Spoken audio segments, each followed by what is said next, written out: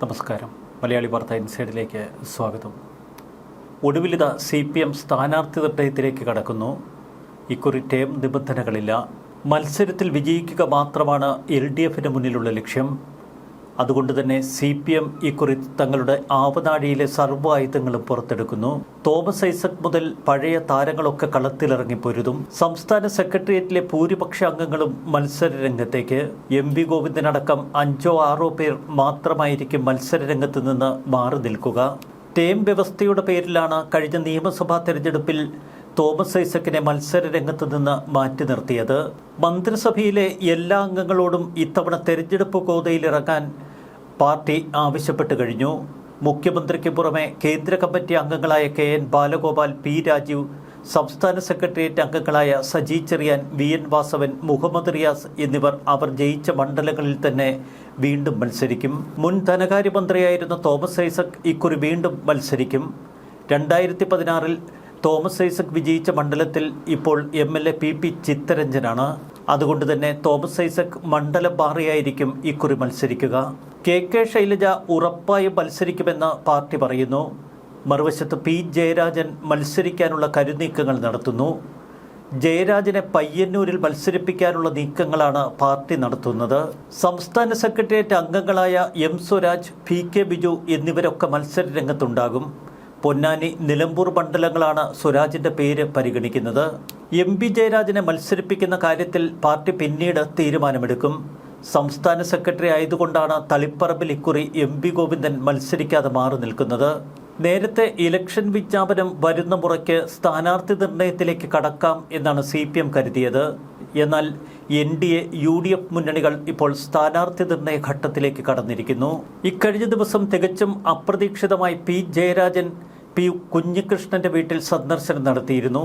അതുകൊണ്ട് തന്നെ P ജയരാജൻ പയ്യന്നൂരിൽ സ്ഥാനാർത്ഥിയാകുമെന്ന് ഏറെക്കുറെ ഉറപ്പിക്കാം. 2006 P ജയരാജൻ കൂത്തുപറമ്പിൽ മത്സരിച്ചു. പിന്നീട് 2019 വടകരയിൽ നിന്ന് ലോക്സഭയിലേക്ക് മത്സരിച്ചെങ്കിലും തോറ്റു. ഇക്കുറി P ജയരാജന് മത്സരിക്കാൻ അവസരം നൽകണമെന്നാണ് ജയരാജൻ അനുകൂലികൾ പറയുന്നത്. പയ്യന്നൂരിലെ CPMലെ ആഭ്യന്തര പ്രശ്നങ്ങൾ ശമിപ്പിക്കണമെങ്കിൽ P ജയരാജനെ തന്നെ അവിടെ കളത്തിലിറക്കണം.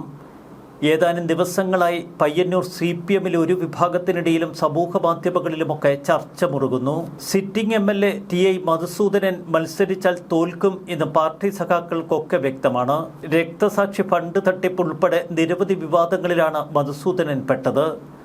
P ജയരാജൻ കളത്തിലിറങ്ങിയാൽ പാർട്ടിയെ ഒരുമിച്ച് കൊണ്ടുപോകാൻ ജയരാജന് കഴിയും എന്ന വാദം ശക്തമാണ്. മുൻപ് MP രാഘവനും പിണറായി വിജയനുമൊക്കെ മത്സരിച്ചിട്ടുള്ള മണ്ഡലമാണ് പയ്യന്നൂർ. ജില്ലാ സെക്രട്ടറി ആയിരുന്ന കാലത്ത് P ജയരാജനെ പിന്തുണയ്ക്കുന്ന വലിയൊരു വിഭാഗം പയ്യന്നൂരിലുണ്ടായിരുന്നു. TI മധുസൂദനൻ മണ്ഡലത്തിൽ വികസന ജാഥ സംഘടിപ്പിച്ചതിന് പിന്നാലെ വീണ്ടും മത്സരിക്കുന്നതിനുള്ള കരുനീക്കങ്ങൾ നടത്തുന്നു. എന്നാൽ മധുസൂദനനെ മത്സരിപ്പിച്ചാൽ വോട്ട് കുറയും എന്ന ആശങ്ക പാർട്ടിയിൽ ശക്തം. മധുസൂദനന്റെ വികസന ജാഥയ്ക്കെതിരെ പയ്യന്നൂരിലെ കാരയിൽ ബാനറുകൾ ഉയർന്നിരുന്നു. കള്ളന്മാർക്കും അടിമകൾക്കും പ്രവേശനമില്ല എന്നായിരുന്നു ബാനറിൽ എഴുതിയത്. ജില്ലാതലത്തിൽ സ്ഥാനാർത്ഥി നിർണയത്തിലേക്ക് CPM കടക്കുന്നു. തിരുവനന്തപുരം ജില്ലയിൽ നിലവിലുള്ള 10 സിറ്റിംഗ് MLAമാരെയും വീണ്ടും മത്സരിപ്പിക്കാൻ പാർട്ടി തീരുമാനമെടുത്തു. CPM ജില്ലാ സെക്രട്ടേറിയറ്റാണ് ഇത്തരമൊരു തീരുമാനം കൈക്കൊണ്ടത്. ജില്ലാ സെക്രട്ടേറിയറ്റ് നിർദ്ദേശം സംസ്ഥാന നേതൃത്വത്തിന് കൈമാറും. വിജയസാധ്യത മുന്നിൽ കണ്ടാണ് എല്ലാ സിറ്റിംഗ് MLAമാരെയും വീണ്ടും മത്സരിപ്പിക്കാൻ തീരുമാനിച്ചത് എന്ന് പാർട്ടി പറയുന്നു.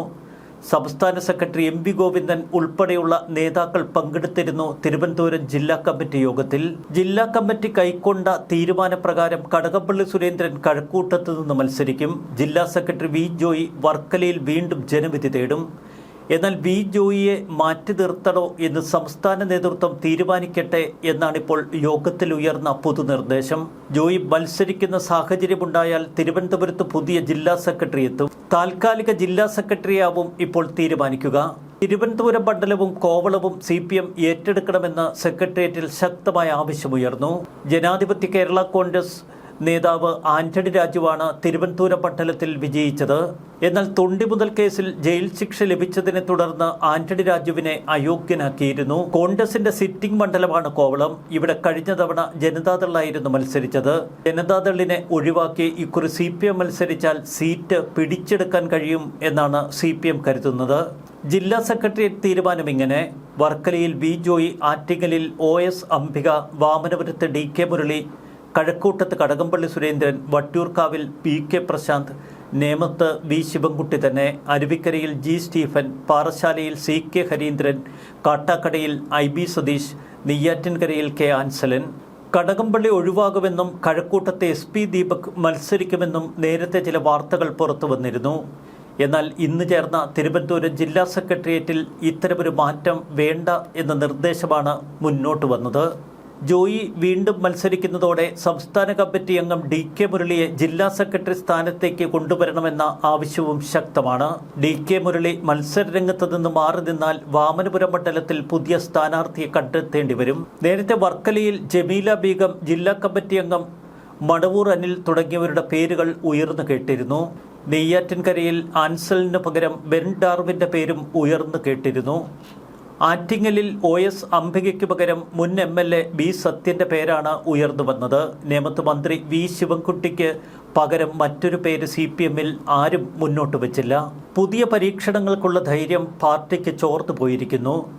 നിലവിലുള്ള MLAമാർ തന്നെ മത്സരിക്കട്ടെ എന്ന ഉറച്ച തീരുമാനമാണ് ഇപ്പോൾ തിരുവനന്തപുരം ജില്ലാ സെക്രട്ടേറിയറ്റിൽ ഉയർന്നു കേൾക്കുന്നത്. പ്രായം നോക്കാതെ എല്ലാ വമ്പന്മാരെയും കളത്തിലിറക്കാനുള്ള നീക്കമാണ് ഇക്കുറി CPM നടത്തുന്നത്. ന്യൂസ് ഡെസ്ക് മലയാളി വാർത്ത ഇൻസൈറ്റ്.